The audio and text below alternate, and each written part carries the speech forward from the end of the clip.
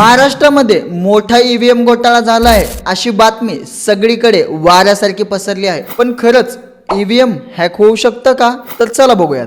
तर मित्रांनो, Indian EVM हे पूर्णपणे ऑफलाईन असतं, त्यामध्ये इंटरनेट नसतं, ना वायफाय ना ब्लूटूथ, त्यामुळे बाहेरून हॅक करणे तर शक्य नाही। दुसरं म्हणजे मशीनच्या हार्डवेअर मध्ये छेडछाड आणि एकदा प्रोग्रामिंग झालं की ते बदलता येत नाही। निवडणुकीच्या दरम्यान ईव्हीएम मशीनची चाचणी आणि जे सीलिंग केलं जातं हे पूर्णपणे निवडणूक आयोगाच्या नजरेत केलं जातं आणि यासाठी कडक सुरक्षा देखील ठेवली जाते। त्यावर सर्व राजकीय पक्षाचे प्रतिनिधी लक्ष ठेवतात आणि मित्रांनो, व्हीव्हीपॅट मुळे प्रत्येक मताचा कागदी पुरावा तयार होतो, जो की आपण क्रॉस व्हेरिफिकेशन साठी वापरतो। 2017 मध्ये दिल्ली विधानसभेमध्ये एक लाईव्ह डेमो मध्ये ईव्हीएम मध्ये कशी छेडछाड केली जाऊ शकते हे दाखवण्यात आलं होतं। पण खरं तर तो भारतीय निवडणुकीमध्ये वापरला जाणारा ईव्हीएम नसून तो एक डुप्लिकेट बनवलेला ईव्हीएम होता, ज्यामध्ये मूळ ईव्हीएम चे कुठलेही सुरक्षा नियम नव्हते।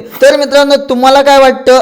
खरंच ईव्हीएम हॅक करता येतो? ईव्हीएम मध्ये घोटाळा करता येऊ शकतो का? तुमचे काय मत आहे ते कमेंट मध्ये नक्की सांगा।